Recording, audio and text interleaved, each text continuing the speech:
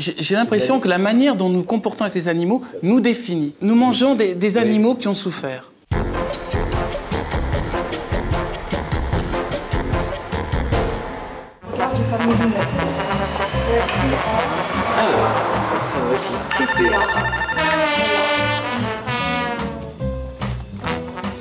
Oui, bonsoir. Oui, bonsoir, Arlette, Bernard. Au 4e étage, s'il vous plaît. Merci, c'est nous.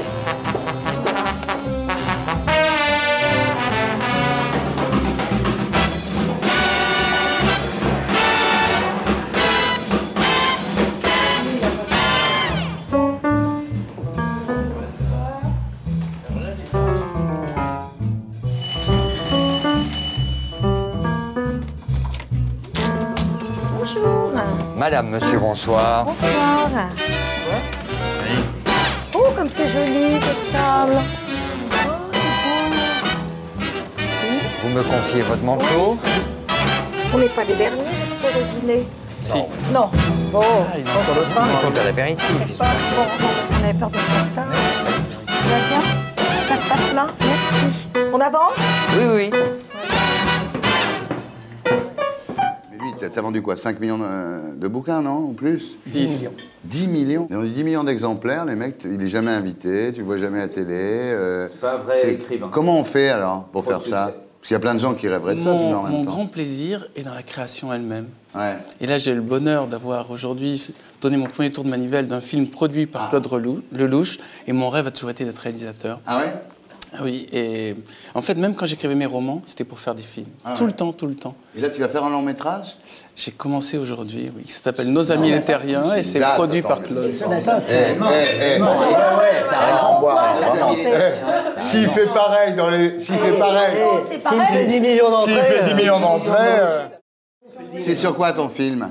Alors ça s'appelle Nos Amis les Terriens et en fait c'est un documentaire animalier sur l'espèce humaine tel que pourraient le voir les extraterrestres. C'est-à-dire Très bien. ces extraterrestres qui arriveraient, qui devaient filmer cette scène, bien sûr. ils se mettraient en face et ils verraient des gens autour d'une table en train de faire du bruit avec leur bouche et de temps en temps de picorer de la nourriture.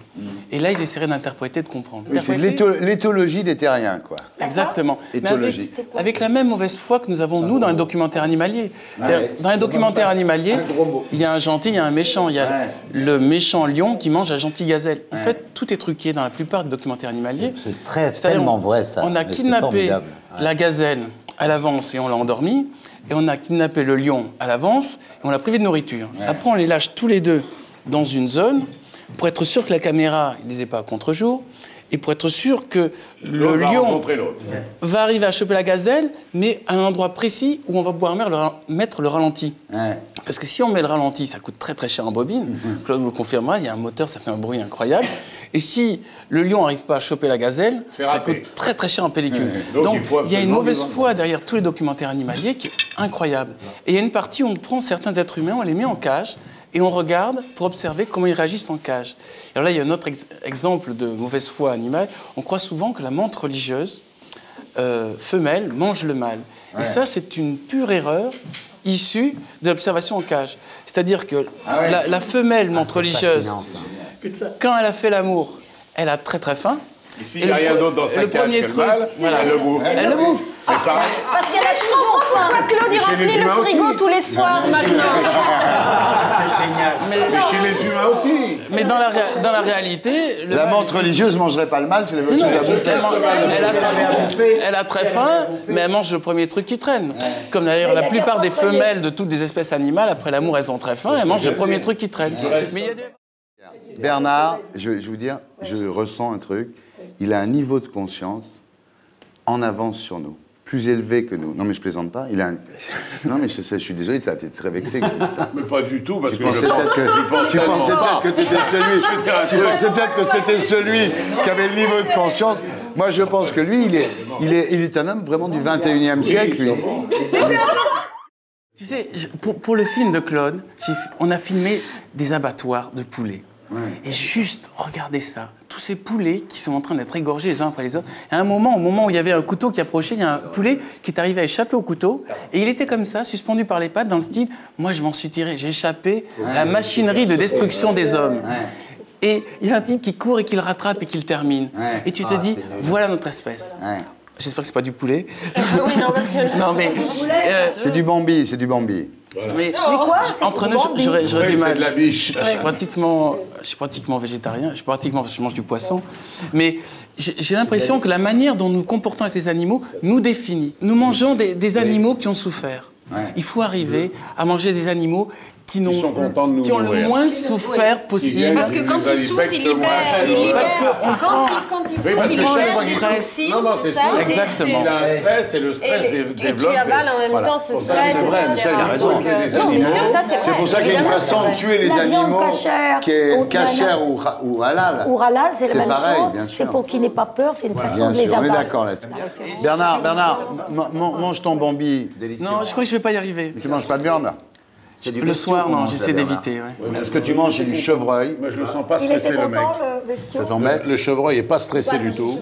Le chevreuil n'a pas été stressé. Non, il est content. Il est content. le chevreuil n'est pas stressé. Je sens ravi. Le Et chevreuil les n'est pas un betteraves, animal est-ce stressé. que les betteraves sont stressées? En fait, mais l'idéal, ça serait de pouvoir dire merci à la bête au moment où on la mange. C'est ce que font les Indiens, c'est-à-dire ils tirent et ils disent merci de nourrir ma famille. Là, on n'a pas eu l'occasion de te présenter. Ce que je veux dire, c'est que Voilà. quand tu arraches la carotte aussi, la carotte, elle n'est pas contente Mais d'être arrachée. elle a un système- Non, mais Elle a un système nerveux. Attends, ah ça m'intéresse. Non, elle a un système nerveux moins développé. Mais pourquoi? Qu'est-ce qui te permet de dire ça? ça, c'est un. Mais c'est un apostolat, ça c'est un truc d'humain. Parce que rien ne te dit que les carottes sont pas pareilles, très évoluées, qu'elles ont changé en 2 milliards d'années, je te dis pas à quel point. Les carottes doivent avoir un niveau de conscience. Évidemment. Mais je pense que ce niveau de conscience La est preuve, plus c'est bas qu'elles poussent toujours la queue en l'air. que le niveau des animaux. Attends, excuse-moi. J'ai connu des poireaux anarchistes. Non, il dit que la carotte a un niveau de conscience plus bas, mais a sans doute un niveau de conscience. Bah oui, Évidemment. pas forcément. Ah non, Sinon elle pousserait pas tout le temps la queue en l'air. forcément.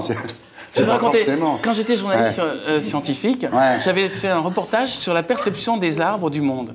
Et quand on se blesse à côté d'un arbre, l'arbre, il n'y a pas d'explication rationnelle à ça, a un changement de résistivité électrique. C'est-à-dire quand tu mets 2 électrodes, c'est-à-dire que les arbres perçoivent la souffrance des mammifères. Bien sûr, mais tout. Non, mais tu sais ce que dit Bien sûr. l'arbre quand il voit rentrer le bûcheron dans la forêt? Qu'est-ce qu'il dit? Qu'est-ce qu'il se dit? Qu'est-ce qu'il dit? Il se dit restons calmes, le manche est des nôtres. Le manche des nôtres.